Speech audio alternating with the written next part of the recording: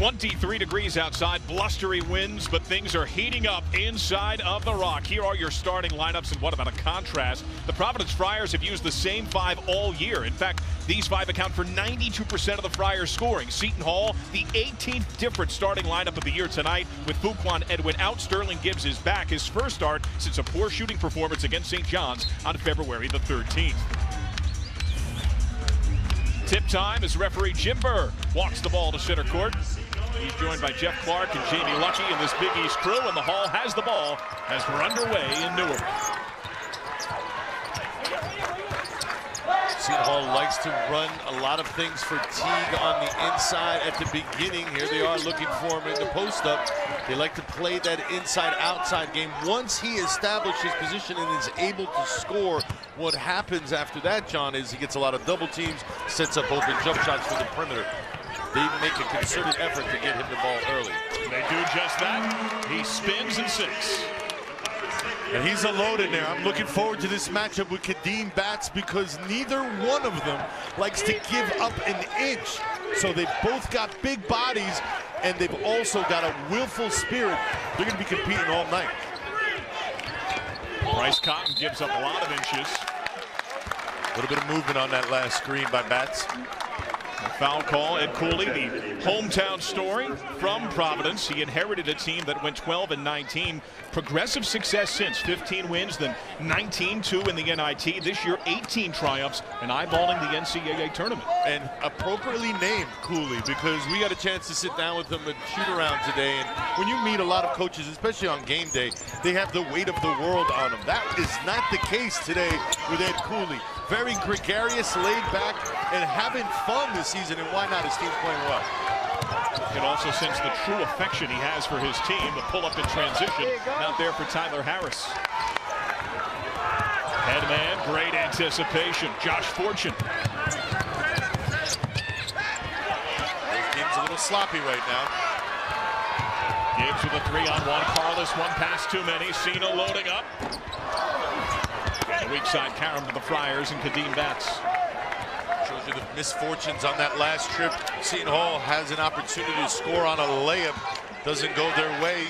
Forced to shoot a three-pointer that also doesn't fall. Coming up empty on that last deep offensive exchange. Great feed down low. Not the finish for Batts. A second look. Got Teague in the air.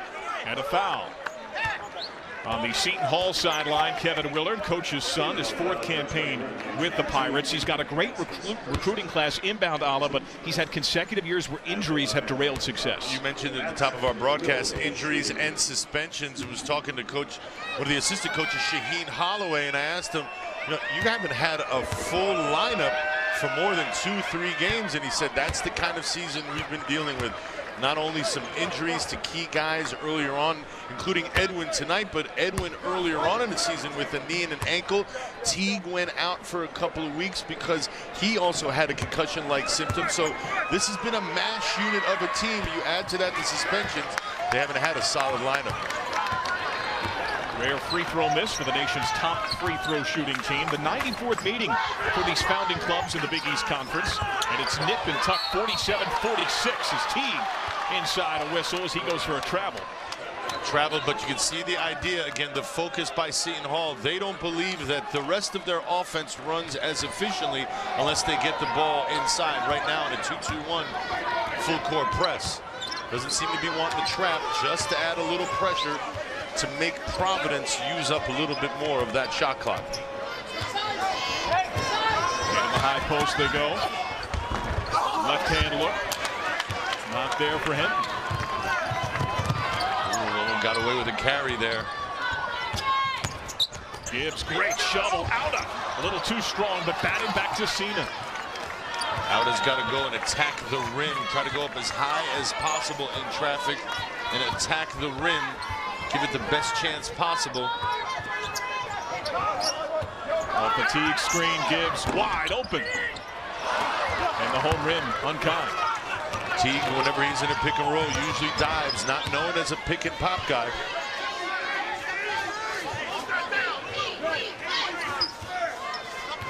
I'm amazed by this young man with the basketball, John. Last year leads the Big East in scoring. Coach asked him to make some adjustments to his game. This year, he's leading the Big East in assists. Absolutely amazing the amount of versatility, layers in this young man Bryce Cotton's game. Long two, not there. The team now 0 for 4 from the field with a couple of turnovers. He hasn't had a ton of half-court possessions. No, he hasn't. And again, they want him to get up and down on the floor, but when we asked Coach Cooley today, what's the pace going to be? And he said it's going to be Cotton pace. If he wants to take the ball and walk it up, so be it. If there are times when he sees opportunities to run, we'll make those reads as well. Just a lot of trust in the point guard.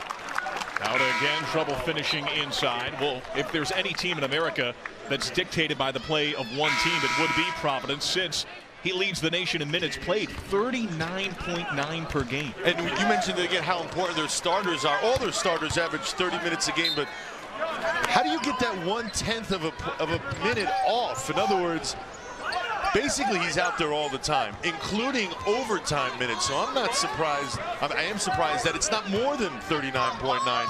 The fact that it doesn't hover in the 40s, because quite honestly, with the exception of foul trouble, Bryce Cotton doesn't leave the court. Oh, what a rejection inside, out and denied.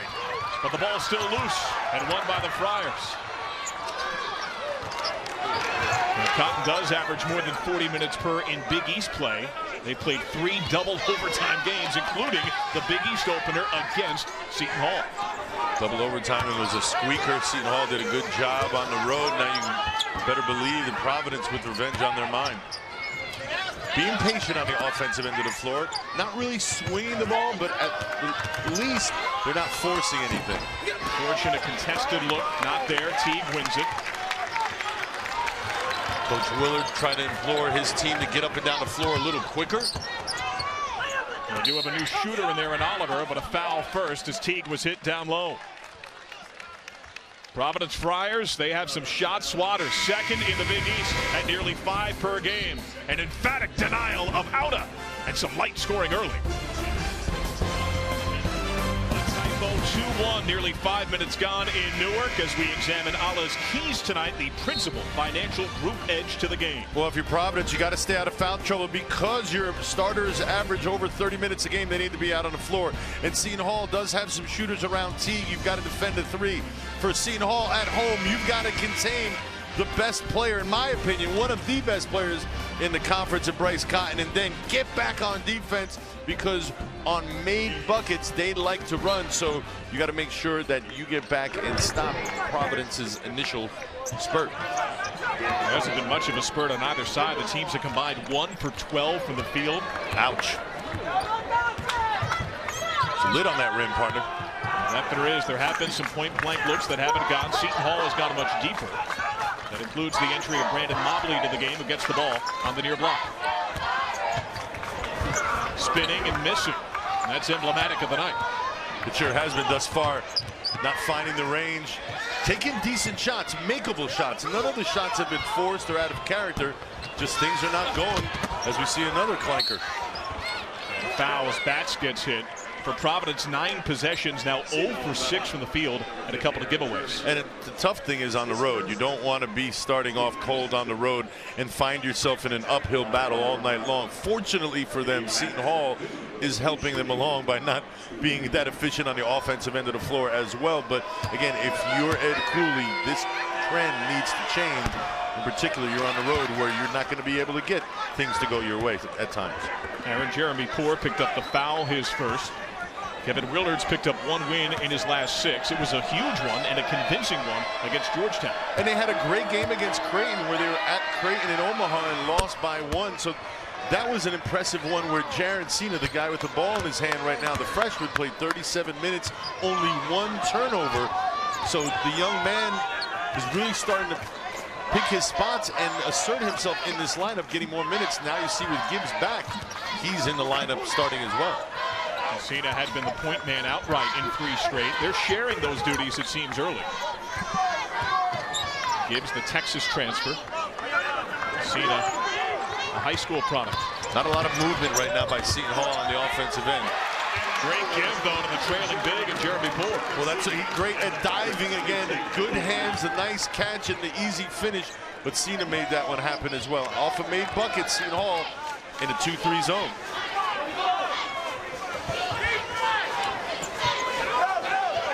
Cotton matched up with Brian Oliver. Hesitation move. There's that floater you saw in the open. Well, he beats the defense by getting it off before the defenders get there. Again, at 6'1", the diminutive one needs an advantage, and the advantage is to get it before the defense gets to him. He gets it up. Feel a little bit of offensive flow developing.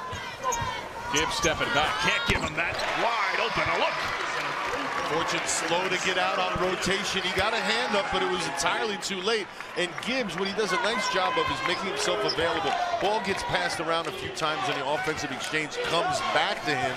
He's a ready and willing shooter that time. In rhythm, knocked it down. 44% in league-only games.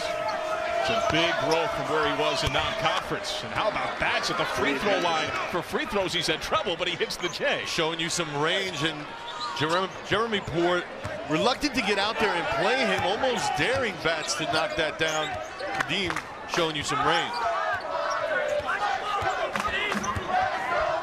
Cena against Cotton. Subs ready for both teams. Oliver, great shooter. Great shooter, and also has the benefit of being 6'7", so he can see and shoot over defenders. Tyler Harris a foul. There's Gibbs. That open, sir? That's not how Coach Cooley drew it up. And then again, Jeremy Poor playing off of bats. Bats makes him pay. We know about Bats' ability to bang inside and carve up some space. Show me a little something with that little 12, 15-footer. Brandon Mobley has not missed a free throw in a month since the game at St. John's on January the 23rd. Looking to make it a dozen in a row. Are you going to jinx him right now? Sorry. My apologies to the Mobley family. The words are coming out of your mouth, and I'm saying to myself, does he even know what he's doing right now? That's not going in.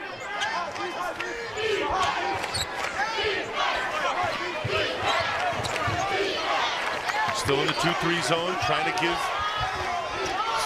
Providence a different look and eliminate penetrations. I think what they're worried about is Cotton and his penetration. Foul on the floor as we check in with John Rothstein for a note on the Pirate defense. Well, guys, one thing we're seeing right now, Seton Hall extending the pressure full court and going back into a zone in the half court. Remember, Kevin Willard spent a lot of years under Rick Pitino at Louisville before he became the head coach at Iona, before he landed here at Seton Hall. So imploring some of those same principles that we see Louisville use a lot. Press back to zone. Thank you, John. And Providence has had its difficulties. Their Cotton can't can it. A couple of subs of note. Teague and Auda have returned, including Auda's drive. And again, he has trouble finishing, but Teague's there to clean it up. Opportunistic Teague had already carved out some space for himself on Auda's penetration. Loose ball comes right to him, able to finish, but that was because he did the work early. Seton Hall still in a 2-3 zone. Providence really finding no answers for it thus far. Found fortune, perhaps? Yes! A splash for the guard. How about the sophomore right there? Just pulled up with all the confidence in the world, nothing but net. If he can be consistent, as we see Gibbs on the penetration there, if Fortune can be consistent, they would have one heck of a backcourt here, the Friars, playing alongside Bryce Cotton, because Cotton draws so much attention. If you can learn to play off of Cotton and be ready to shoot some jumpers, you're going to do just fine. Fortune still working his way into that role. Said double figures in 5 of 6 entering tonight. Great feed inside, and that's just too easy for Carson DeRozier. Both Teague and Auda caught snoozing on the defensive end of the floor. Pass went right between both of them. They're supposed to be the last line of defense. That time, caught napping. After the horrid shooting start, you see the Hall 4 of its last 5. Teague dives. Oliver, he can spin and shoot with the best of them. The more I watch him play, the more I'm more and more convinced that he is an NBA ball player. He has the ability to be an NBA ball player. He just needs to be consistent night in and night out. He's 6'7", 225, can shoot from the parking lot. Reminds me a lot of a Dale Ellis, who used to play for the Seattle Supersonics. A guy who just has a lot of range, just needs to be consistent. That's twisting over a double, somehow wins it back thanks to a friendly tap. Fortune wide open. And that one off friendly fires. Carlos wins it. Providence getting some second chance opportunities, doing themselves a huge favor by hitting the offensive boards right now and getting second and third looks, just unable to knock them down. Oliver, rare miss. Auto sweeps in out of nowhere and again can't finish near the cup. You love the hustle. Nobody blocked him out. He went straight to the bucket for the offensive rebound. Just can't convert the bunny. It will be Seton Hall ball when we come back. Providence Friars starting to find their form. The inside look for the easy left, but the Pirates respond, and we got a back and forth battle, 15-11.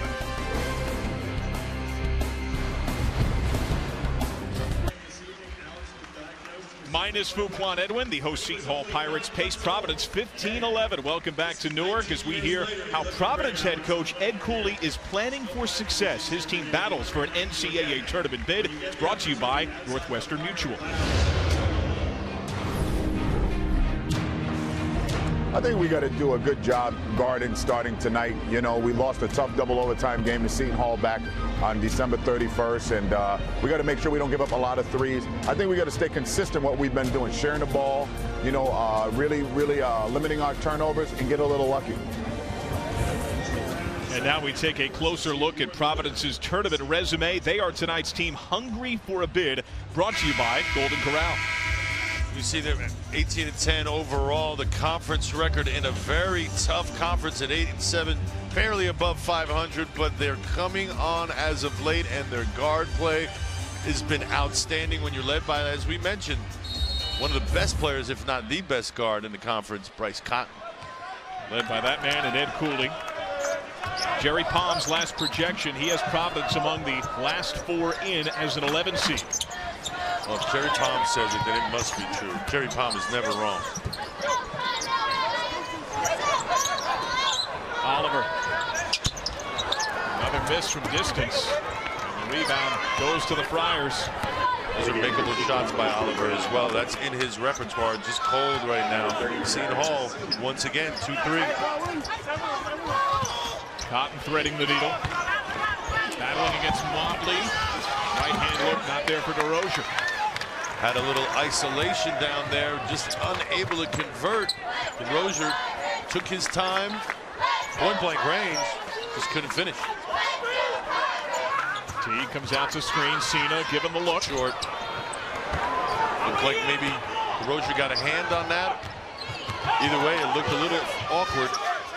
Cena not complaining about a foul. For both teams, offenses looked a little awkward at this point. Not shooting the ball very well, and it seems like it's carrying over to other aspects right now. Two turnovers, not being sharp and valuing the basketball. Both teams have played better this season. DeRozier known more for shot blocking than his shot making. Free throw line extended. Showed you a little soft touch right there. Teague again, slow to get out on him. He's not used to playing 15, 20 feet away from the basket, and I'm referring to Gene Teague. His job is to occupy the painted area. So when you pull him out, you're at an advantage. He's at a disadvantage. That time DeRozier knocks him down. Carlos giving a pass. So many inside looks not finished by the Pirates. A lot of easy gimmies, too. You mentioned how they're struggling out of 0 for 6 thus far, and a lot of his were from 2 feet and in.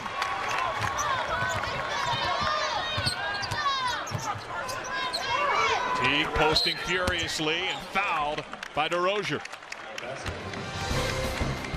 Pretty pictures from outside, not so pretty offensively inside, but a tough one by 2.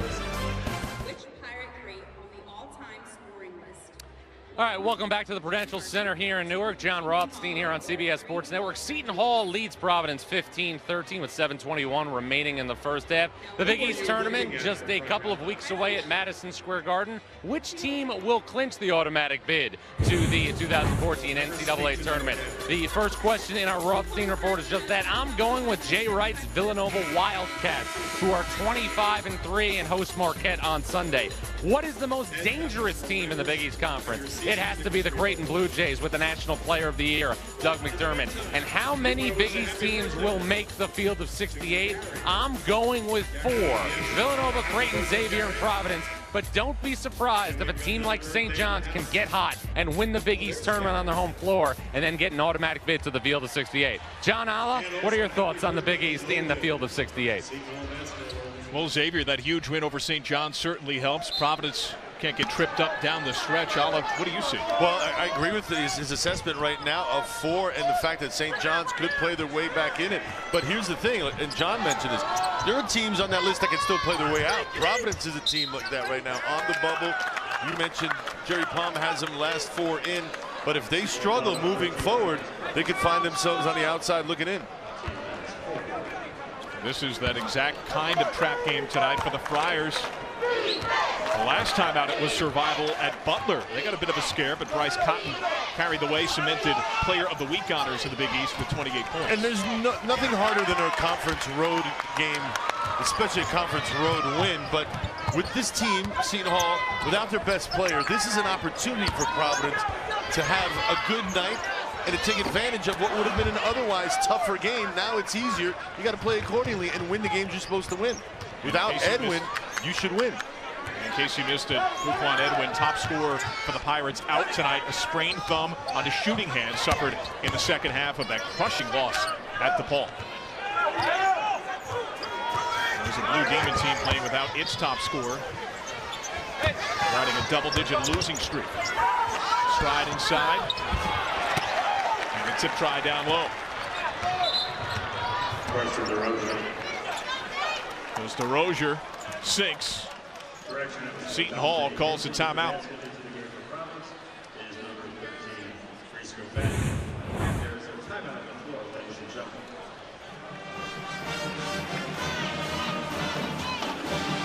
That last bucket there by Hinton, and talking to Coach Cooley about this young man, he said he loved him, loved everything about him. As we see Fuquan Edwin on your screen there, the Seton Hall player out with a sprained thumb.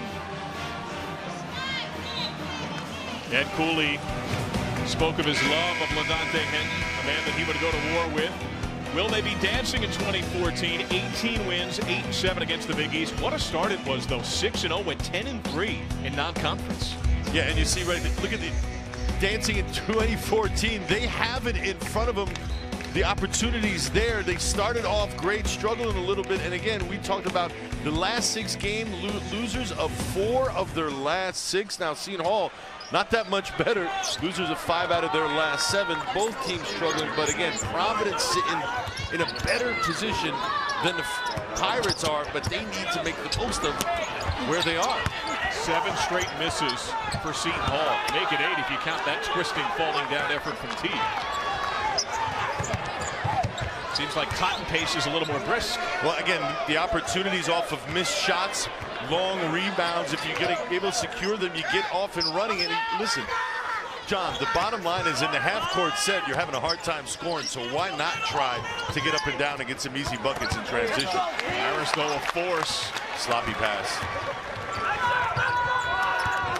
Gibbs, a little soft pull-up, friendly bounce, and that snaps the 0-for-8 slide for the Pirates.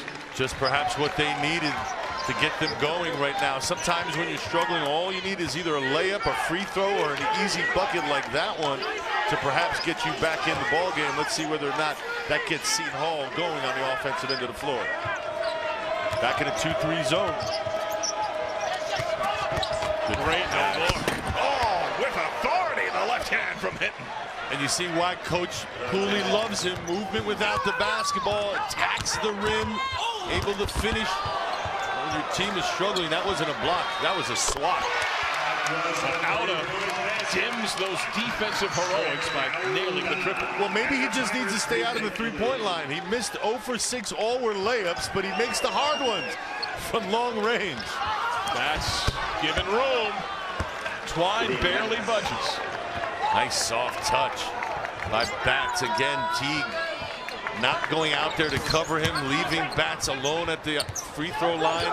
And Batts recognizing it, doing a good job of taking advantage of the way the defense is playing. Now the great high-low. Teague off the fake, lefty off the window. That's a grown man in there. I mean, you're going to have to double team him. If Providence elects to play him one-on-one, you're really going to have a hard time because he does such a good job of carving up space early. And then when he does get the ball, it's a very decisive move. He doesn't waste a lot of time. So even when a double team's coming, you've got to be quick about it. There he is, his first bucket. Hopefully to get him going now, his first jumper. How does that man get that wide open? And how do you leave Cotton, the leading scorer, like you mentioned, that man in particular? The scouting report, I'm sure, had his name on it, and yet he was overlooked. Good ball movement. Great anticipation on that forced lob. And what do you know, there's that man again, LaDontae Hinton. Sloppy pass by Cena. Tough pass, too. You've got to zip that in as opposed to it being a lazy pass that spent a lot of time in the air. Defense would have time to recover and get the steal. So Fawny inside, couldn't control. The head man to Gibbs. Attacks the cup, puts it home. He's got 9. Does a great job of getting right to the rim. He also used the rim as a protection that time. Hinton was coming for the block. Gibbs just got up there a little bit quicker, able to get it to the glass before Hinton was to convert. Under 3 in the first.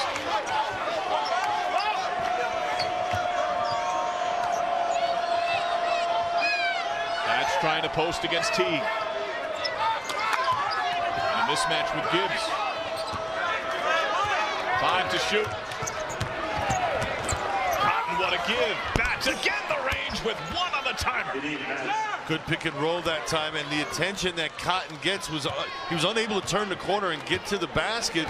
So what he does is find the open man again. Seton Hall's defense playing off of Bats, letting him shoot that. He's made 3. How many more does he need to make before you go out there and play that foul line?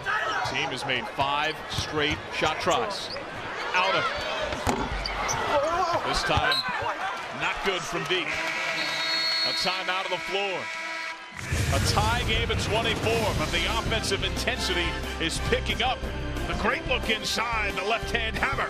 But Seton Hall showing it can score as well. Gibbs attacks the tin, and the Providence Friars with another response. The offense starting to soar, tied at 24.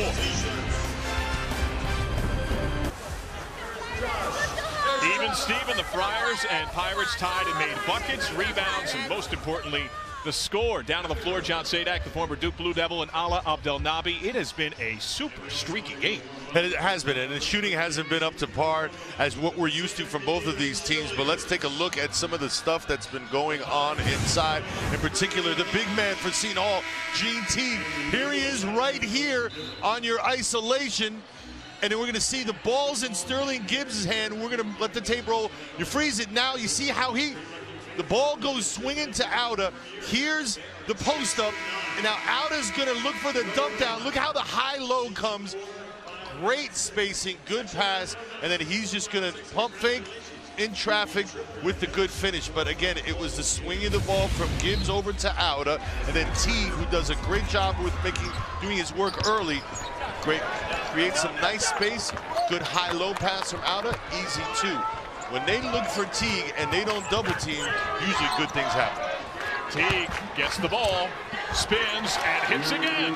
You're clairvoyant. Almost on cue. I've seen a game or 2, but again, I've watched this team play in particular. And again, the focus is on getting it inside and then him dishing it back out because he can pass out of double teams to guys like Gibbs and Cena and Oliver, and they're the ones that knock down shots. So it starts inside, goes outside. Seton Hall, by the way, started 1 of 8 from the field, then went 5 of 6, then 0 for 8, and then 5 of 7. Providence warming up. Hinton, his second dunk on the day.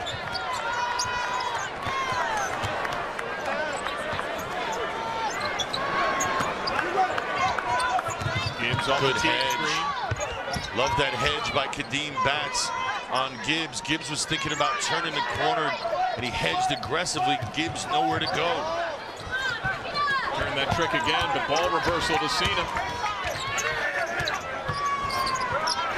Good ball movement. 5 to shoot. Oliver falling away. That's a tough shot.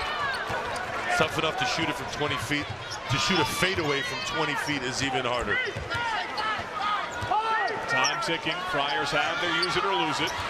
The long 2, not there for Bats. But that time, Teague got out and got a hand up. Subsequently, he missed the shot that time. Loose ball.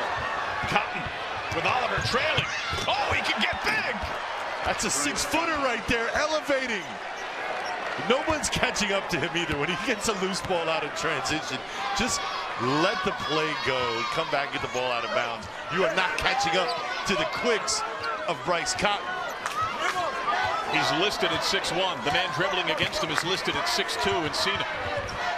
Draw your own conclusions. He's small, but good. Gibbs among the trees, no. And then a timeout, they use it or lose it.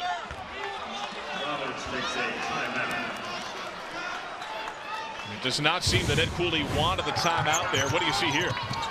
See that again, trying to cross over, Gibbs does. Leads to a steal and active hands. Listen, great defenders have active hands. They're always in good position.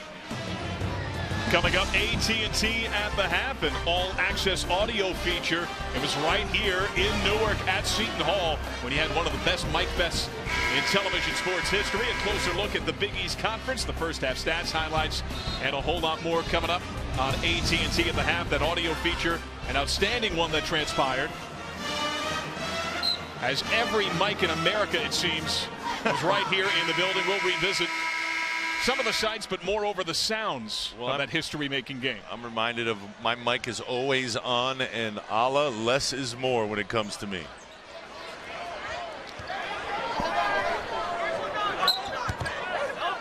.3 seconds. Little full court pressure here by Seton Hall. Again, just to take a little bit of time off the clock. So 28-26. Bryce Cotton and company off to a sluggish start, but bottom line, the lead on the road at the break. And they finished off with a good note. You saw Bryce Cotton get a bucket, and then he got a steal and a dunk, so he's found himself back in the game. Hopefully that'll carry over into the second half. Let's check in with John Rothstein. He's standing by with Providence head man Ed Cooley. At a 2-point lead at the half, how would you assess the first 20 minutes? Well, I mean, we turned the ball over too much. I mean, I thought we were in a rush. We took some quick shots. We got to settle down and do a better job. Defensively, we gave up 7 to 8 offensive rebounds. We got to do a better job of playing more sense of urgency and purpose defensively. Earlier today, you stressed the importance of getting Bryce Cotton out in transition. How much will that be a message in the locker room at halftime? A big message. I don't think he's getting enough quality shots. We got to get him more quality shots without the duress. Best of luck in the second half. Thanks. All right, let's go back to you, John. Well, thank you, guys. That is the conclusion of the first half. Our score separated by a deuce. The Friars 28, the Hall 26. After the break, stay tuned. AT&T at the half is coming up. You're watching college basketball on CBS Sports Network, the 24-hour home of CBS Sports.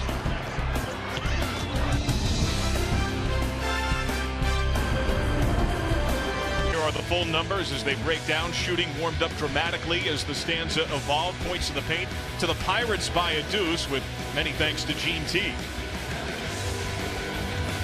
You see here the first half stats. The rebounds even, the turnovers even, the play. Most of the things are even, except for you look at the defense by Providence. One of the reasons why with 5 blocks that Seton Hall really struggled near the basket to score. The perspective on Kevin Willard. Let's check in with John Rothstein.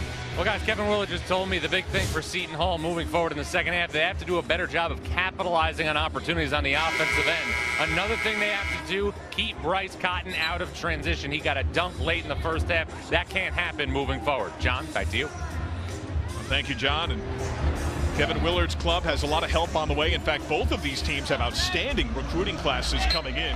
Kevin Willard, with some thanks to his new assistant Fred Hill, brought in a consensus top 20 recruiting class. And Providence, according to CBSSports.com, has the 16th best class in the country in basketball. Well, I've known Freddie Hill, a Jersey guy, practically all my life. And one thing Freddie Hill can do is get some players to come to campus and fill up your roster. Did it his first stint with Coach Amaker as a head coach at Seton Hall, and now he's back doing it under Coach Willard as well.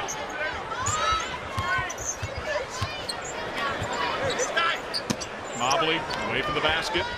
He'll take that.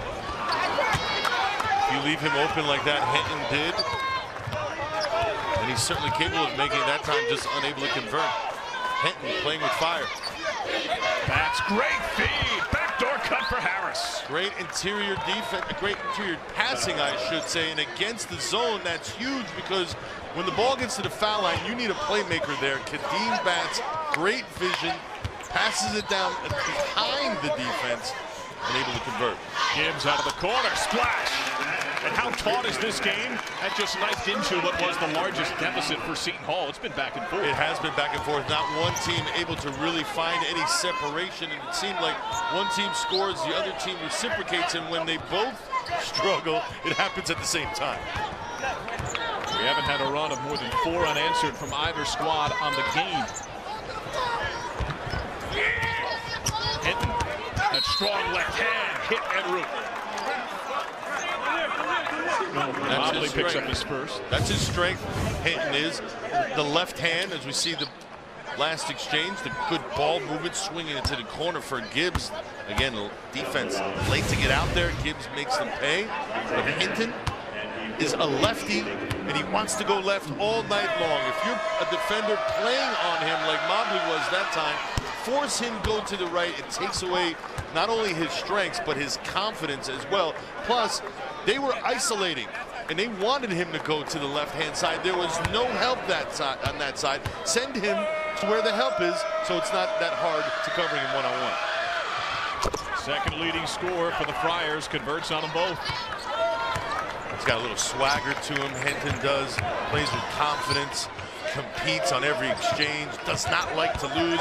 Even in warm-ups, they were had shooting games with Cotton, and it was pretty intense. You see Teague doing what he does inside.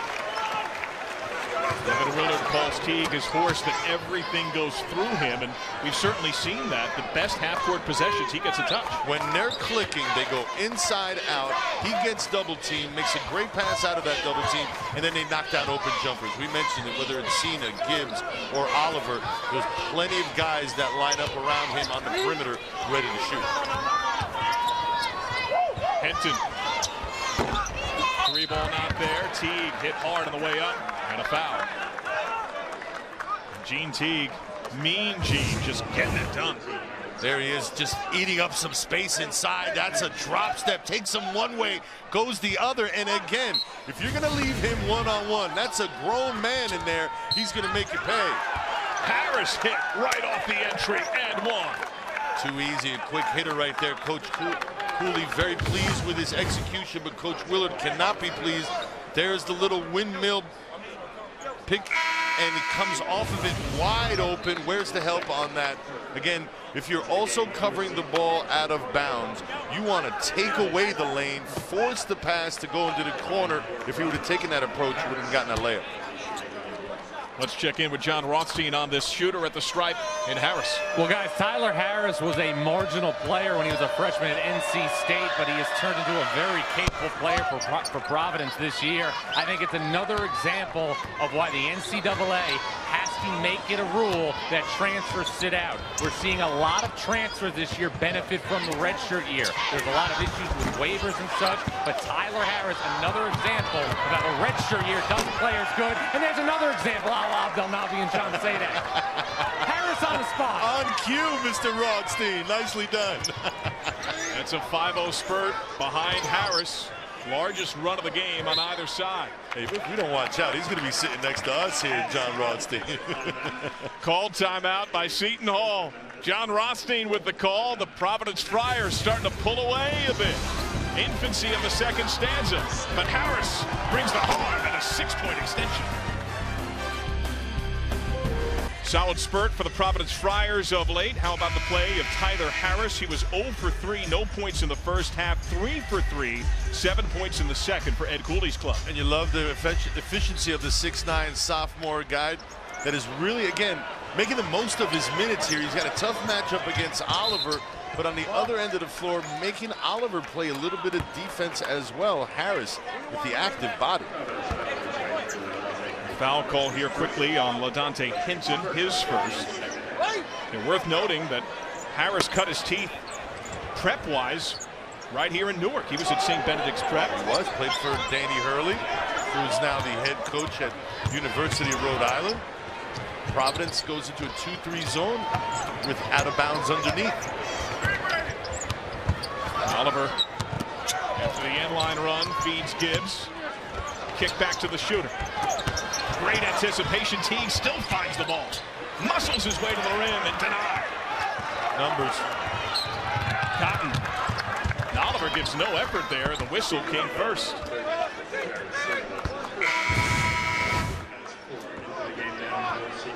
You see here, Teague on the post up, in traffic, the good block by Bats, and they're off and running as Cotton secures the loose ball. Team foul separation starting to evolve, 4-1 now in Providence's favor. Not the greatest leaper, Gene Teague. Doesn't get off the floor that high, but what he does do is carve out a lot of space, and then with his physicality, creates room to get his shot up, but he doesn't out-jump people more often than not.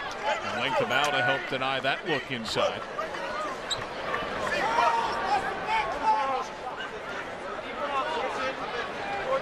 Referees having a discussion. Did they hit iron there? Was there a change of possession? Shot clock went to 35, but it looked like Auda angled that ball without hitting the tin, and there was no possession exchange. And indeed, the timer will go to 24 seconds. Good job by our Big East crew. That one of the umpires, Jeff Clark, joined by referee Jim Burr and Jamie Luckey. Jim Burr, a vet, been around since when I played, so you know that's a long, long time ago. 4 or 5 years? Yeah, you're being very kind. Gibbs on the push. Good Right take. to the basket, shields well, and gets hit. Being aggressive. Again, first rule in defense when you're in transition is you got to stop the ball. Nobody stops the ball. Gibbs making a read. Takes it all the way to the cup and draws the contact. He's at the line, but you like the aggressiveness. But if you're Ed Cooley, you got to wonder, hey, who is stopping the basketball in transition? Josh Fortune the foul, his first. That's what Kevin Willard needs from Gibbs with Fuquan Edwin out. How has that changed the Seton Hall club so far tonight? Well, when you lose your best defender and one of the best defenders in the country and your leading scorer, that means you lose him on both ends of the floor. Seton Hall after a made free throw, 2-2-1 full. But what they're also missing is his presence in huddles, timeouts, out there on the floor. When things go wrong, he's the guy who steps up and makes it better. Not having him out there now doesn't mean that one guy has to step up. The entire Seton Hall team has to pick up the slack by committee. Cotton against Alba. That's a mismatch when you can get steps on the big. And he gets the shot off against the guy who's about 9 inches taller than him in traffic. Very amazing. I'm amazed at how he's able to do that because, again, so diminutive in size. Great leaper, but even more, he's got those quicks. Auda. Nice curl inside the Teague. First look, no. Second one, bank it home.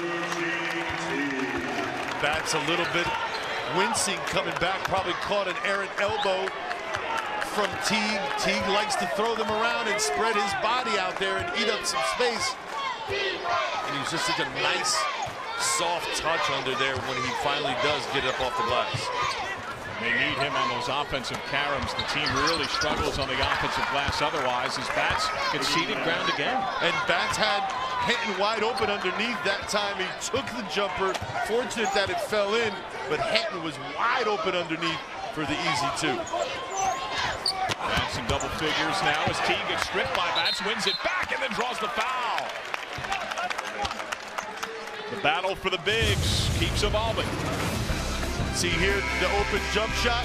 No, he's going to penetrate and take it to the hole. The leading scorer on this team is also the leading rebounder. And then the big is knocking down shots. We got a 6-point game. The last time Providence made the NCAA tournament, 2004, the 5th-seeded Friars upset by a 12-seed in Pacific, 66-58. Ryan Gomes had 25 points, 13 rebounds in the loss. The last time they won, way back 1997, our own Pete Gillen was the head coach. Austin Crozier led the 10th-seeded Friars to a 71-65 triumph over Tennessee Chattanooga in the Sweet 16. Providence then lost in the Elite Eight to the eventual national champion, the Arizona Wildcats. And for more on the Friars, here's John Rothstein. Well, guys, I'll tell you, if recruiting is the lifeblood of every college program, then player development is the veins and arteries. Bryce Cotton and Kadeem Bats have went from marginal players to now borderline all Big East players in the last couple of years. Ed Cooley and his staff doing a tremendous job developing players. Remember, the veins and arteries of every college basketball program, John. The blood is pumping for the Friars. Oliver can't hit. Teague somehow wins that weak side board. offensive rebound, Maven. And again, carving up some space in there. Shot goes up. He's underneath to get the rebound and then takes his time, doesn't rush, turns and faces the left hand. Soft and sweet with the finish. Ed Cooley said at shoot-around today that to win at this level, you need dudes. Well, Gene Teague is a dude. He's a grown dude, too. Probably has a mortgage or something. The man cannot be a college student by the way he's built. There's a big load inside. And again, try pushing him off the block. One of the toughest things to do. Bats trying to do that. See, Bats just not being able to push him off. Tough to move, Mr. Teague. Henton fading away against Alda. He's got a smooth game, too. Doesn't waste a lot of energy or motion. Very efficient in what he does out there on the floor. And again, that soft touch makes up for a lot of shortcomings. And he just doesn't have that many shortcomings to begin with. He's got 10 points now in this game. There's Teague draws the double. Yeah, you had to draw the double team. He's been so effective, but I don't know if I would have gone out to where that double team was. He was 2 or 3 feet off the block. Let him operate out there. Last bucket by Henton. Off of him a little bit. Henton does a good job of creating the space and a nice soft finish. Let's see whether or not, if Teague gets the ball down low deep, whether or not they go to that double team as well, because it looks like Coach Cooley has taken a different approach now on the defensive end of the floor. We are approaching possible 1-and-1 situation. 5 and 4 the fouls. That last one, the second, unfortunate. Oliver's shot has been off. Instead facilitates for Teague. That is a strong man. And Bats is no weakling either. Bats is a strong inside player as well. It's just Teague with that 290 and the will to bang as well. He just loves to mix it up. That time just unable to convert with a nice soft touch. And one! Are you kidding me? Fortune fouled in the corner. And they're going to say that is a 2. Let's see if we can get another look. And it was on Jaron Cena, the freshman. There's the good ball movement. You see him, he just kind of slid. He's out of control. You see it again there, 30 on your screen, and he just slid into the shooter as he comes down. Completely unintentional, but hey, that matters very little to the official. And you can see he was clearly inside of the arc. This is the free throw. The nation's top free throw shooting team at 79% has not had a great day at the stripe. They haven't. Both teams shoot the ball pretty well, but again, Providence makes you pay whenever you foul them. It's tough to come back on them when they have a lead and they're in the bonus because they make practically all their shots. Harris thought he got ball on Oliver. Foul call instead. And you're going to hear his teammates saying, don't say anything to the officials. Harris trying to have a little bit of a verbal back and forth. Let me tell you something, young man, there's no future in that. Referees, I've never known one to change a call after further deliberation. So just let it go, play on, next play. Well, the Friars are 5 of 8 at the line. Oliver, an 82% free throw shooter, hits it. Jeremy Poore is back. Teague gets a much-needed breather. And let's see what they do now. Jeremy Poore is not nearly the post player that Teague is. Will they look to him to go inside and out, or will they spot, as we see a sloppy turnover there, will they throw 5 guys around the horn and create spacing that opens up dribble drives?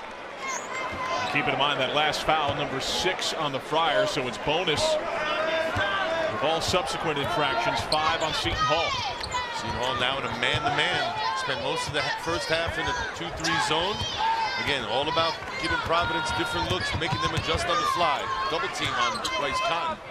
That falls apart. That's against Jeremy Poore. The one-handed rebound try not there for Harris, but the foul comes. Looks like Harris was holding off Oliver that time. Oliver's got 2. Teague's got 2 on the bench. Carlos has 2. It was Oliver with the foul, not Harris. Baseline look for Cotton. Didn't go straight up and down. He was kind of leaning off to the side. Very tough to make shots when you're going straight up and down, let alone when you're leaning from side to side. That time, Cotton not as precise as he can be. Well, the crazy thing is, Ed Cooley was talking with us this morning about how reluctant a shooter he was when he arrived.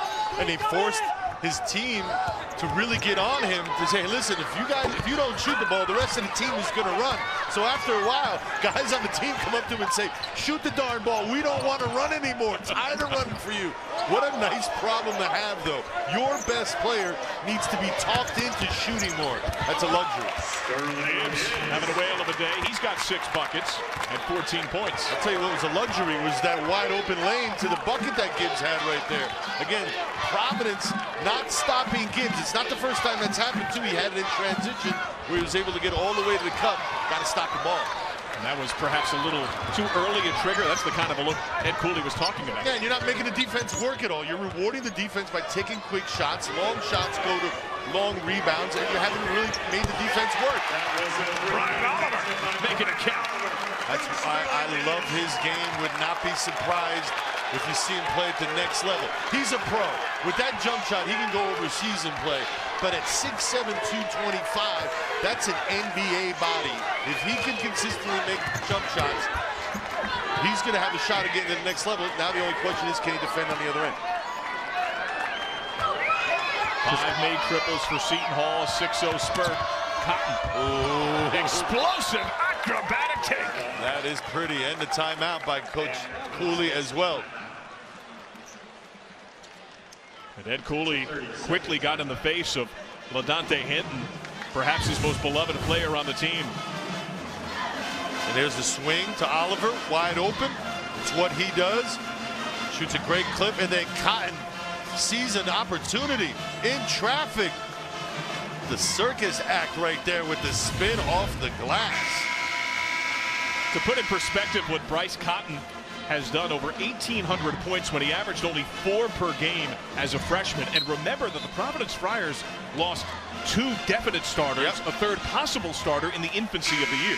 Again, like Seton Hall, they've had to mix and match their lineups throughout the course of the season. As we take a look at their leading scorer, Bryce Cotton, 19.7 points last year. And if you think about who else is in the Big East, that's impressive to be the leading scorer. And then this year, 5.9 assists, leading the conference. What an adjustment. I'm only reminded of, and I'm not comparing him to Wilt Chamberlain, but one year Wilt Chamberlain led the NBA in scoring at 50, and the media got on him about how he was just a one-dimensional player. The next year he comes back and led the league in assists. Now, Bryce Cotton is kind of doing the same thing, but in a different league, the Big East, as opposed to the NBA. And it's something his mom, Yvonne, talked to him about before the years. Jeremy Poore gets denied inside, and Cotton's got the ball. Harris may have got a piece of that. They were defending by committee that time. Good last line of defense. Jeremy Poore, no options to score. And Mama said to Bryce, how crazy would it be if you could lead the Big East in assists the year after you lead in scoring? Who's not going to listen to Mom, right? This wise young man has done that as he gets hit. And he'll be at the stripe when we come back as Sterling Gibbs gets slapped with the whistle. Jeremy Poore denied inside. 4-point game. Allen Field has to say one thing. He's no Allah Del Nabi. I hear that everywhere. Everywhere I go, I hear that. You got to get out more. You obviously aren't going. You're not getting out to the right places, John. Well, Bryce Cotton getting to the free throw line. Huh? The Kansas Jayhawks, you agree with that? Well, listen, John and I very rarely agree on anything. I've got the Florida Gators winning it all, but again, Kansas, he's right about one thing. Their ceiling is extremely high. It's just you got to get some of those freshmen to play at a high level for 6 games in a tournament. That might be a tough ask. I like the Gators with their experience. Oliver on high, no. Saw the graphic with Teague and Gibbs have done 30 points combined. Offensive foul. Good call. And solid defense was planted well before the offensive player took off. Let's see Oliver again. There his feet. There's the elevation. Good call. That's the first turnover of the second stanza for Providence, and foul number 3 on Josh Fortune. For our fans out there who are saying, well, Oliver was moving a little bit. Why wasn't that a block? You are allowed to move and slide a little bit once your feet are established. So that is perhaps why there's a little bit of confusion, but that was a good call. Rozier now in guarding Teague as Bats gets a blow. Worth noting that Gibbs is not on the floor, and we saw him stretching a little oddly during the timeout. Yeah, again, you don't know if it's his back or if he's got a cramp. He's sitting right next to Shaheen Holloway on the bench right now, looking like he's ready to report back in, but definitely something we should monitor moving forward. He's their main guy, the one who has the ball in his hand most of the night. He's got 16. Teague's got 14, now has a foul, and John Rothstein has an update on Gibbs. All right, guys, well, I just talked to Seton Hall SID. Steve Dombrowski said Sterling Gibbs is fine, just a little bit banged up, but he has that New Jersey pride that Ala played with, so, you know, he'll be back on the floor right now. Also, again, I want to add, wearing the same colors that Ala played with. Seton Hall and Duke, a little bit of similarities there, Ala. My goodness, John, the check is in the mail, buddy. The check is in the mail. He gets paid every time he says my name. So that's what it is. Thanks, John. Appreciate that, buddy. More free throw woes for the Providence Friars, the nation's top free throw shooting team, leaving some points. Teague playing with 3 fouls, still posting up furiously. And everybody on this team, with the exception of maybe 1 or 2 players, shoots it very, very well. So to see them missing en masse, very surprising. Teague a bobble, worth noting. Gibbs is at the table to sub in as Carlos can't connect. And you see how now when Teague gets the ball, drawing a little bit more attention, not just from the guy covering him, but from his Providence's teammates ready to help. Teague can rebound a double-double. That's his 8th of the year, most in the Big East Conference. Turn and look that time. You were wide open, Mobley. Never looked at the basket.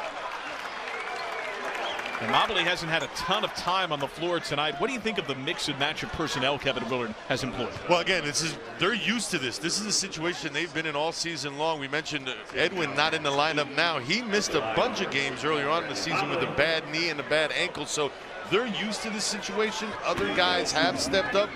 That time, Mobley should have turned and looked at the basket. Nobody was there who had an easy 2. And Mobley, the man who had not missed a free throw in a month, has now missed consecutive free throw tries. How about the starting lineup differential? Fuquan Edwin on the bench. That part of the genesis of an 18th different starting lineup, while Providence has used the same one all year. And consistency helps you. It establishes trends. It makes you more cohesive as a unit because the guys you're used to playing are out there on the floor all the time. You mentioned their starters average over 30 minutes a game. There's a lot of continuity in this Providence Friars program. And that's a running thread in Ed Cooley coached teams. He told us today he's used the same lineup all year, every stop he's gone to. As Gibbs falls down, the look not there for Cotton, and it will be Hall ball. Keeping an eye on Gibbs. He got up a little quickly, but he is kind of hobbling a little bit. You wonder what the source of his discomfort is, but he's out there being a trooper. He has had his own injury woes. Went down with a knee issue in the loss to St. Peter's earlier this year. Mobley from deep, no. Big East basketball coming at you from the brick city of Newark, New Jersey. The Providence Friars, as of right now, in the NCAA tournament, but essentially in a can't-lose game. The only bad loss on the year was the first one to Seton Hall in the Big East opener.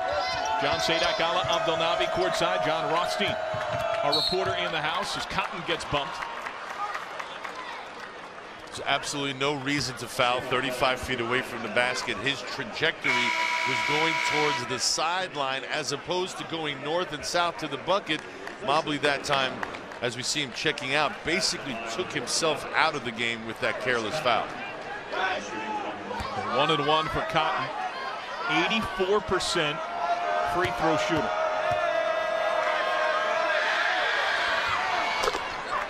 And he is all twine. Nice soft touch. They're going to miss him. You mentioned earlier, Coach Cooley's got a really good recruiting class coming in. 3 much heralded big guys. But when I asked him, hey, who's in the backcourt? He says, I'm still looking. Still need someone to replace that man that was at the free throw line, number 11, his all everything, Bryce Cotton. Tough to replace him. That's going to be a tall order. We have Brandon Austin in-house. He got suspended for the year, elected to transfer to Oregon. Oliver, deep look, no. And here comes Cotton. Nice outlet by Bats, able to get him out and running. Unselfish feed, and Harris the pretty twirl. And Batts was about to fall down as he got the rebound. Before he traveled, he just tipped it over to Cotton, and they're off and running. Easy two by Harris with the reverse. But Batts makes the rebound, and the outlet and the fast break happen. 8-1 spurt for the Friars. See Cotton that? with so many white jerseys. Absolutely, in traffic. And again, who's stopping the basketball? Bryce Cotton is the one that could hurt you. He's got the ball, and you see Coach Cooley right there loving every minute of it, giving his teammates and his players a little bit of something. Make sure to enter for your chance to win the CBSSports.com Ultimate Basketball Getaway to Cancun, presented by Aspen Dental. Simply go to CBSSports.com/Aspen Dental. Are you in? If I win, I'll take you. If you win, you take me. As employees, are we even eligible? I wonder. I gotta hope so. Let's go for it. Listen, if you go and you promise to take me, I'm down. What am I gonna say no to that? With the winters we've been having? My goodness. 23 degrees outside here. Even colder in Cooleyville up in Providence, Rhode Island. But it's a very hot spurt for Providence, which enjoys its largest lead of the game thanks to an 8-1 run that prompted the Seton Hall timeout. We see Seton Hall shooting woes, not accurate in the second half. A lot of that has to do with Providence doing a good job of limiting them to one and done. Seton Hall not getting a lot of second looks here in the second half. Conversely, Harris and company living around the rim, reverse it home. Got to watch out that time. Made a good quick move. The 3-second clock was ticking. Took him one way, and then what he did was use the rim as protection against the defender and went it off the glass. He is the fourth Friar in double figures with 11, and that prompts another timeout. Kevin Willard can feel this game falling apart.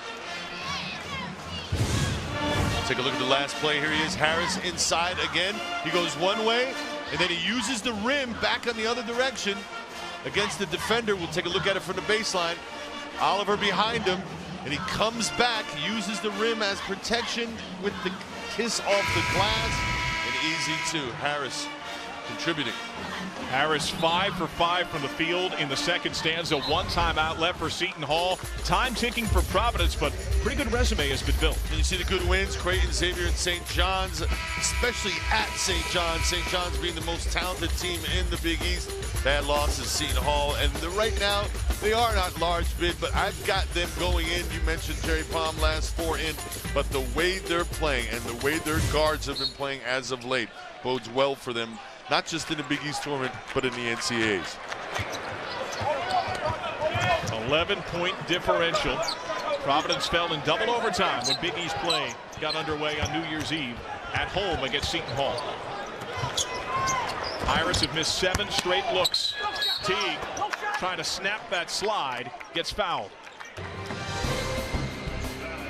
Time out on the floor. The fans have flocked to Newark. The Friars are pulled away. Providence Friars up a game-high 11, doing it without dialing from distance. Only 2 made triples. What do you see, Alan? Getting a lot of penetration, going to the bucket. Bryce Cotton. We saw Harris with the easy 2 inside. They're aggressive right now, and what you're seeing is Seton Hall Pirates defense a little bit on their heels. Now we take a look at tonight's Werner blocks of the game, and we have had a slew of rejections. Well, last line of defense is always important, as we see Batts with the block, and then Teague goes up again.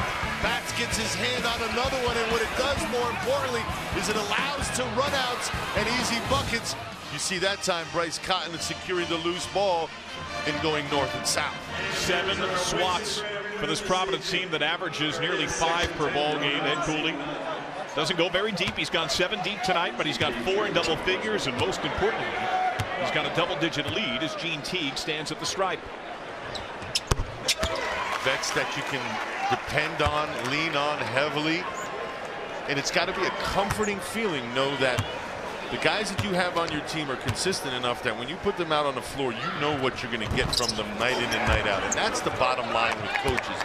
They want you to be consistent enough so when they do insert you into a game, they know what you're going to bring. That doesn't mean you have to give me 30 and 15 rebounds every night, but consistency of effort and be reliable. And I think that's what this Providence Friars team has established with Ed Cooley. He's very confident in him, allows his starting five to get most of the minutes.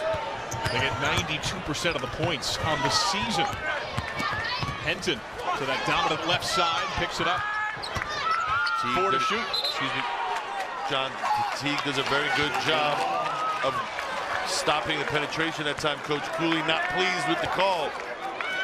Didn't have to go far to yell at the referees, too. They were right there. He is a very emotional man. It's contagious, as can be the shooting of Oliver. But a foul after Teague got the count against Batts. Ed Cooley very fiery after the conclusion of that last possession. Trying to get his teammates, and in that case, his players involved. Fortune trying to implore him. That last foul went to Batts. He's got three. DeRozier's got three. They are the two primary big men that have been guarding Teague. And as a big guy myself, I'm really enjoying this matchup within the game, if you will. Batts against Teague. Neither one of these guys wants to give an inch. And on one offensive end of the floor, when one gets the ball, it's like the WWF under there, big fella. Everybody's fighting for position.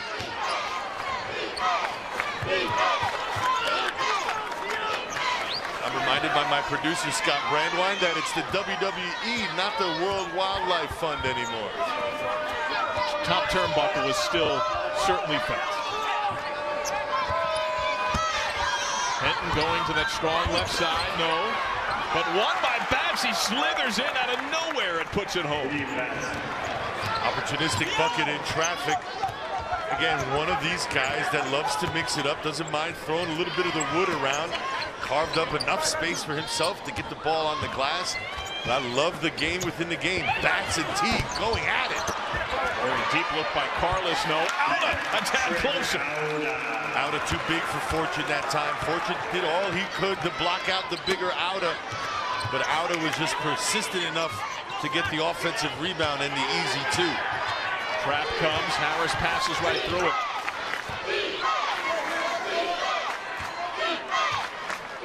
Providence Friars, NCAA tournament aspirations. You see the traffic cop effect that Bryce Cotton has, telling guys where to go and where to be.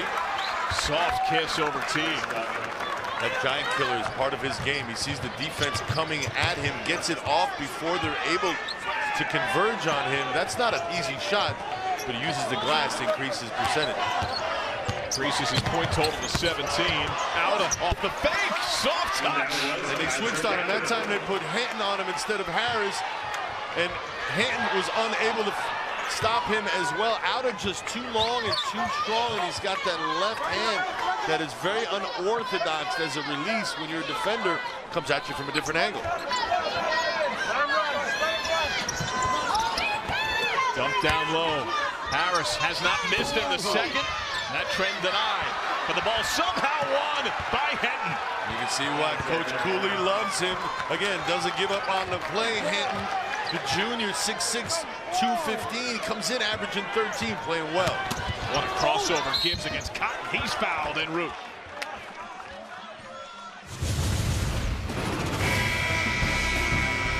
Foul on Cotton. Auda inside, putting it home. While Seton Hall hangs around, the Friars get their own response.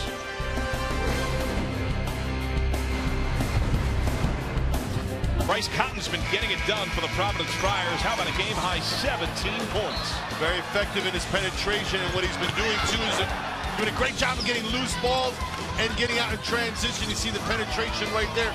Too quick for some of these Seton Hall defenders. A nice little tricky finish inside. For more on Bryce, let's check in with John Rothstein. Well, guys, maybe the most impressive thing about Bryce Cotton, he came into this season projected to be Providence's starting two-guard. Remember, Chris Dunn was supposed to be the floor general for the Friars. He hurt his shoulder. Cotton slides over to the one. He plays a position that's the most important one on the floor. And remember, he doesn't have a backup. Flourishing right now for Ed Cooley. Ed Cooley said earlier today he is not coming out of the game ever. You will not see me sub for him. There just isn't a backup available for Bryce Cotton. but how about the motor? How about the stamina that he must have, the conditioning that this young man must be? And say what you want, I know he's 6 foot, but playing 40+ minutes night in and night out, and with the responsibilities that you have to also deal with while you're out there for 40 minutes. Absolutely incredible, the load that this young man bears and burdens on his shoulders. He is on pace to break the program record for minutes played in a season, one that he tied last year. 3 balls, snap of the twine for Fortune. Friars by a dozen. The other man who shares that mark, Billy Donovan. And that's something. There's a guy we all knew, Billy the Kid. 1987, of course. My freshman year in college was the year that they made it to the Final Four, and Syracuse lost to Indiana. We get a timeout here from the Seton Hall Pirates, the final timeout for Seton Hall. Speaking of Billy Donovan, Sunday, 3 Eastern, get an inside look at the life, philosophy, and coaching style of the former Providence star, who has since led Florida to 2 national titles. Northwestern Mutual presents Men of March, Billy Donovan, only on CBS Sports Network. And Ala Abdelnaby, you said earlier tonight he's your pick to win a national championship. That would put him in elite company as one of 5 coaches to win 3 national titles. I love their lineup, and I love the fact that their lineup comes with a lot of experience. You talk about on the inside, Patrick Young, healthy, if not the healthiest he's been in his 4 years at Florida. And then Wilbekin, guys like you get are playing great. But my guy, the guy I'm focusing on, Casey Prather, scored more points this season than he did in the previous 3 years combined at Florida. Shows you the level he's taken his game to. How about the level Providence has taken its game to? Not only a game-high 12-point lead, but here you see what's happened for the Providence Friars, searching for Providence. I love that headline.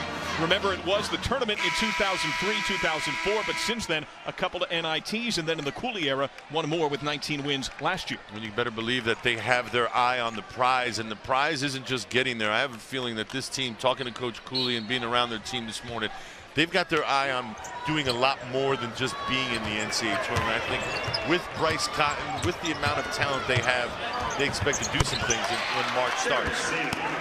Terrence Cena, Jersey native, canning the J. And he's only going to get better and better for all you Pirates fans out there. He's going to be a pleasure to watch in years to come as he learns how to play the game more and more. Certainly adept at knocking down the perimeter jump shot. Now he's learning how to run a team incrementally, and he's getting there. Foul on Sterling Gibbs. Looks like he is face guarding Cotton somewhat fiercely. Again, you cannot let Cotton have a run at you. In other words, when you're playing up on him, make him veer out to the right or the left. Do not make him go north and south. That's where the help will not be. If you send him out left or right, that's where the help can come from. Rare free throw miss for Cotton. More free throw misses for this Providence team. And here's the breakdown of the minutes. Holy cow. Unbelievable. I'm exhausted just looking at those numbers. Still, he has those fresh legs. Yeah, and he thrives out there. If you asked him to come out, he'd probably tell you, Coach, I don't want to come out. Just the kind of guy that can go all night long. Defending against Gibbs, a depth scorer in his own right. Gibbs foul. Got to hedge a little tougher and a little bit more decisive if you're Henton. That time Gibbs was trying to turn the corner. Henton got caught moving with the block. So Henton slapped with his second. It is double bonus rest of the way. Seton Hall, as you can see by the graphic, has exhausted its timeouts while Providence has 3. An interesting approach here by Coach Willard. With 2 minutes and change left to go. Mobley in, Auda out. Gibbs began the year with a blistering free throw start. Was among the best in the country, but has not been nearly as consistent in the last month or so. And it's tough. At times you're nursing an injury or you get kind of nicked up a little bit. But again, over the course of the season, when situations, whether they be pressure situations, tough to respond in the affirmative night in and night out. Gibbs, like you mentioned, was great at the beginning. Started to level off as the season progressed. 4 stretch out of the end line as Cotton pawns the dribble. The ISO against Gibbs. Harris loading up, wide open, pops free. Mobley did a really good job of helping get rid of the ball. Cotton had to get rid of it. Oh, nice finish. And one for the freshman. Well, it was Gibbs that was getting out in transition a little bit earlier this time for Seton Hall. It's the freshman Cena. Here goes the outlet. Nobody stops the basketball until it's too late. Good job of using the glass. A lost art in this day and age. Freshman really coming along. Becoming a floor general right before your eyes. Now they're trapping in a full court. Caught Providence by surprise. Foul call here, though, after Fortune picked up his fourth. I wonder if Cotton got poked in the eye. The crowd thought it was just good defense. What did you see? Take a look here and see, does he get it in the eye? There's the hand coming from behind by Brandon Mobley. And the best team from the line in the country is Providence, and yet at times they've been spotty from the line tonight. Their best free throw shooter on the line now. Make it 11 of 16 on the evening as Cotton converts. The foul to Mobley, his third. Now listen to you and I make news about missing 5 free throws, but that's how good this team is. You expect them to make the majority of their free throws. When they miss, it's news. Timeout, Providence. What's going on in this huddle? Well, right here, if you're Providence, you got a 8-point game here. Seton Hall's got to come in, and they want to make sure that they pick up full court. I wouldn't be surprised to see some pressure here, but Providence has got to be the kind of thing where you want the clock to run. You know, the running clock is your friend right now, so be patient. Don't play into the hands of Seton Hall while you're Seton Hall. You want to put pressure on them and see if you can force a turnover. If you don't get a turnover right away, perhaps even a foul. What is remaining for the team from the Divine City? Contest against Marquette at Creighton to conclude the regular year. A game you can catch right here on CBS Sports Network, and then the Big East Tournament. Ed Cooley's team poised for victory tonight, barring a meltdown. But that will be Greg McDermott's senior day on CBS Sports Network as he chases history and 3,000 points. And it's perhaps Greg McDermott's fault in a way that Bryce Cotton doesn't get as much nationwide love. That's right. And how about this? You don't get to hear the term senior day that often when you're referring to superstars, because nowadays they're usually one and done and gone. So to be relishing in the 4 years, the body of work that Doug McDermott has given us, tip of the hat to him for entertaining us for so long. Fourth foul on Batson. Indeed, Doug, Dad has not come back and put the jersey on once more. But how sweet could it be for Cotton, as these will be 2 shots for Patrick Auda. Cotton already has a win against Creighton, and while he does not have the fanfare and accolade that McDermott has, if he can get a sweep and with that essentially clinch a spot in the tournament. Yeah, and I think Providence is catching a lot of people by surprise. I don't think a lot of people, they had them on their radar at the beginning of the year, but if you watch this team play from the beginning of the season till now, they're still getting better. They've got good guard play, and their inside players do just enough to keep you in ball games and win them. Hinton fouled by Cena. He's got 2, so we got 2 more free throws coming up.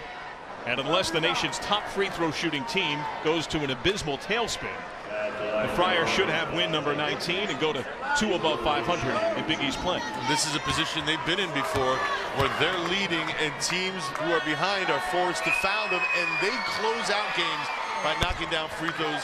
Let's see whether or not they can do that again here tonight, because it's what they've done thus far that's gotten them some much needed wins. And then more talk can come of the tourney. It's something that Ed Cooley has addressed head on. He has said it's the elephant in the room. A rare free throw miss, but while he tries to take it 1 game at a time, he said, we know what we're facing. And they know what they're capable of, so they expect big things from this team. As we see Gibbs on the penetration. Looked okay on that last dribble drive. But I think that this team, when I mention this team, I'm talking about Providence Friars. They're on a mission, and they're led by some seniors. So they've led by some guys that have gone through some disappointments, played on teams that didn't reach their potential, and I think things change, John, when you become a senior, because I think reality starts to kick in. These are one of the few last times and last opportunities I'm going to get to wear a Providence uniform, whether it's my last home game or whatever the case may be. They want to make the most of it. Timeout Providence, only one left for the Friars. Remember, hockey is still to come. A huge college hockey showdown will be heading your way on CBS Sports Network. Comes at you from frigid Minnesota, 5th-ranked St. Cloud State, number 10 North Dakota. Two teams tied atop the National Collegiate Hockey Conference. Ben Holden, Dave Starvan, Shireen Saski have the call. Comes at you from the Herb Brooks National Hockey Center. There they are, tied in points atop the first-year league, and it's coming up next on CBS Sports Network. You a hockey guy, Alan? I am a hockey guy. I love hockey more live than I do watching it on TV. I get lost finding the puck or following the puck. But what got me was 1994. My first hockey game live was the Stanley Cup Finals when my Rangers were in it against the Vancouver Canucks and Pavel Bure, the Russian Rocket. Patrick Auda on the kick, 3-ball. Pops free for Carlos. You foul right here. I would foul him right now. They're letting him dribble around, and he's putting on a Marcus Haynes kind of show here. You wonder why Seton Hall isn't fouling. Content to just play pressure defense. There's the foul. But after letting a good 14, 15 seconds run off the clock, you wonder why foul now if you didn't foul early. And you wind up fouling the man who had the ball in the first place, the great free throw shooter in Cotton. I can see how, again, initially Cotton gets the ball out of bounds. You don't want to foul him, but like you said, after all it's said and done, it's the same guy that you started with that's at the free throw line now. Reigning Big East Player of the Week. He's the runner-up as it stands in scoring to Doug McDermott. Last year led the league in scoring. And Doug McDermott's the most complete player in the country. He'd be my player of the year, but in the conference, Bryce Cotton is not that far behind. Auda, left hand. Pirates not going quietly. Now defense kind of opened up for him that time, not wanting to foul. Again, we mentioned how Providence and the moving clock is its friend. You don't want to foul, they let Auda have that one.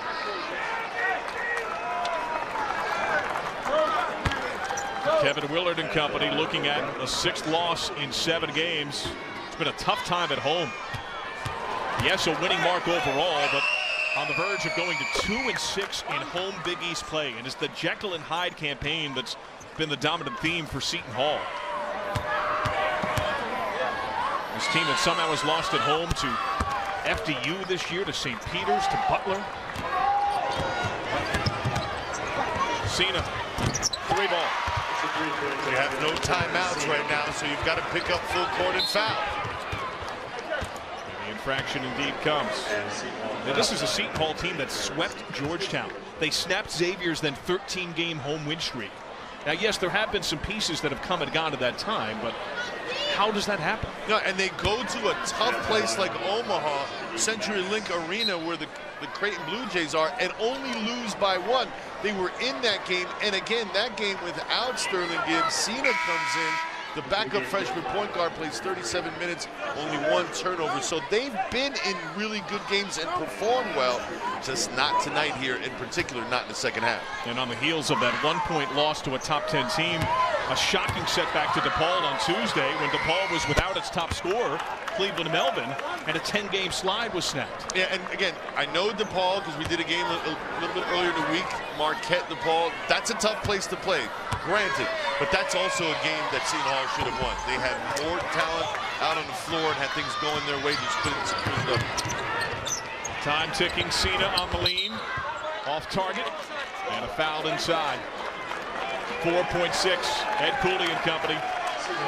They know they're on the verge. Well-earned win, in particular on the road. We mentioned earlier, nothing tougher than a conference road win. Providence Friars came in and got the job done.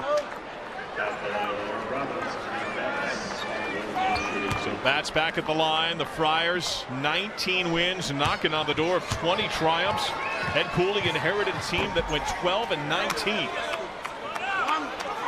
And this year he's done a marvelous coaching job. Hard to take anything away from Villanova and Creighton, but Ed Cooley's coaching efforts in the Big East this year should not go unnoticed.